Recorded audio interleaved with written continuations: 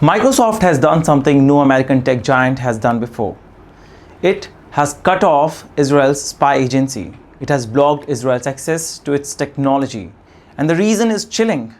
Because Israel was using Microsoft's cloud and artificial intelligence to conduct mass surveillance of Palestinians, to eavesdrop on them, to record their calls, to analyze their conversations, and to use those calls as clues for bombing targets in Gaza. Let me repeat that. A global tech company, a corporate giant that sells cloud services to the whole world, just discovered that its servers, its artificial intelligence, its data power were being used to spy on an entire population. And Microsoft pulled the plug. This is not a small story. This is not a routine corporate dispute. This is the first time in history that an American technology company has blocked the Israeli military's access to its services. The decision was confirmed by Microsoft President Brad Smith. He said in an email to staff, "We do not provide technology to facilitate mass surveillance of civilians." Clear words, strong line, and a direct indictment of Israel's action. Now let's break it down. The Israeli military unit at the heart of this story is called Unit 8200. It is Israel's equivalent of the NSA, the National Security Agency of the United States. Its job is electronic surveillance, hacking, spying. It is the digital brain of Israel's war machine. And Unit 8200 had built a surveillance project that even insiders had a phrase for it. They called it 1,000,000 calls an hour. Think about it.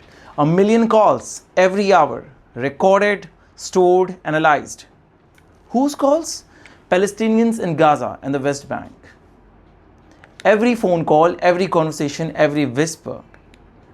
According to the investigation by The Guardian, 972 magazine and local call, Unit 8200 was intercepting millions of civilian phone calls every single day.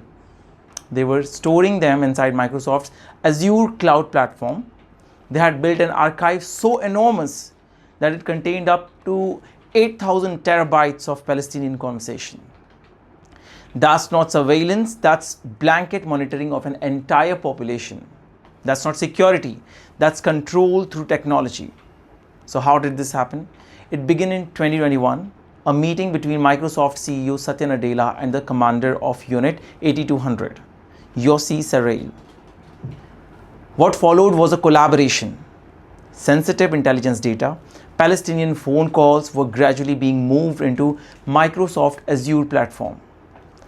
The Israeli military was given a customized area inside Microsoft servers where they could store these calls for long periods and then run AI analysis on them.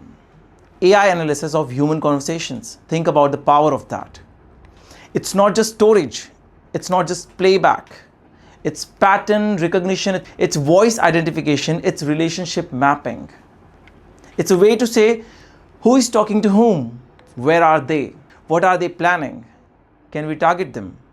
And according to multiple insiders, this is exactly how the system was being used. Unit 8200 officers were scanning these calls to identify suspects in the West Bank and in Gaza to prepare for airstrikes. Let's pause here because this is the part that will stay in your mind. Before bombing a house in Gaza, before firing a missile into a crowded street, before conducting a so-called targeted strike, Israeli officers were listening to the phone calls of neighbors, checking who was in the area, using phone conversation to decide whether to strike or not. That's not just surveillance, that is weaponized eavesdropping. The Guardian investigation revealed that one officer even described in this way, and I quote, "When they need to arrest someone and there is not good enough reason, this is where they find the excuse." So what you see here is not security, it is arbitrary control, it is surveillance as justification for violence. Now, here's where Microsoft comes in. For years, the company claimed it had no evidence that Israel was misusing Azure. Back in May this year, after an initial review, Microsoft even said, "We found no evidence that our technology was being used to harm people." But then came August. The Guardian published its expose. It showed how the cloud surveillance system was directly tied to military operations and bombings in Gaza. And suddenly, Microsoft executives realized something. They may have been misled. They may have not been told the whole truth. So what happened next? Microsoft launched a second urgent investigation, this time led by external lawyers at Covington and Berlin. And the findings confirmed elements of the Guardian's reporting.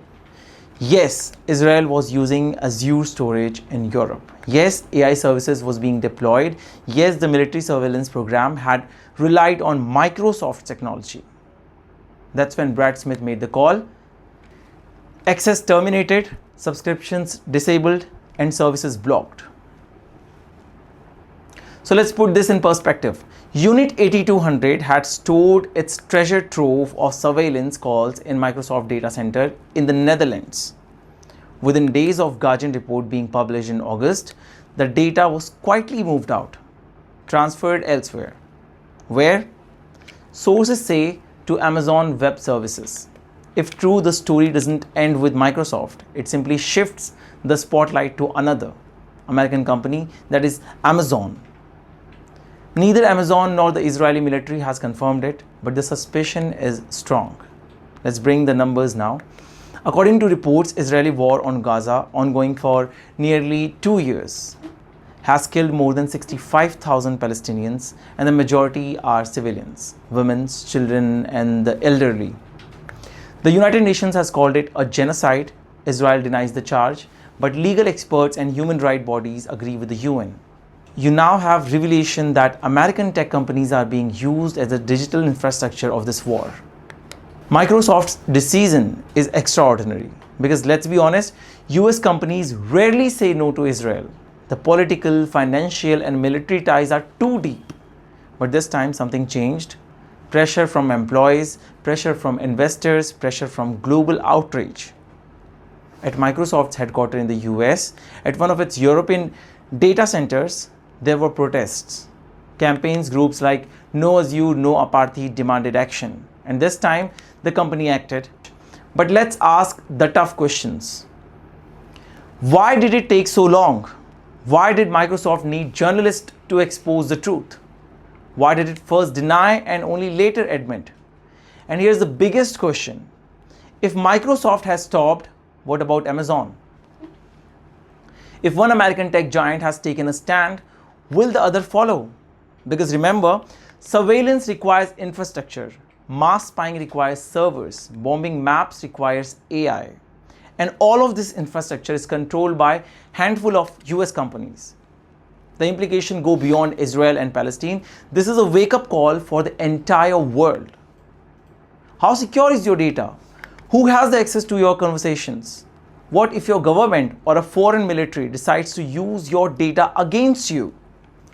We live in an age where the battlefield is no longer just land, air, or sea.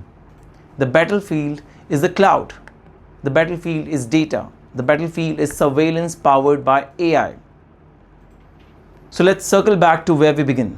Microsoft has pulled the plug for the first time. A US tech giant has denied Israel's military access to its services. But the story is not over because Israel has already found a plan B. It is moving its surveillance data elsewhere. And the war in Gaza continues, the surveillance continues, the killing will continue. What do we take away from this? 1. Technology is not neutral. It can liberate, but it can also oppress. 2. Corporations cannot wash their hands of responsibility. If you provide the servers, if you provide the AI, you share responsibility for how it's used. And 3. Silence is complicity. Without pressure from journalists, activists, and workers, Microsoft would have not acted.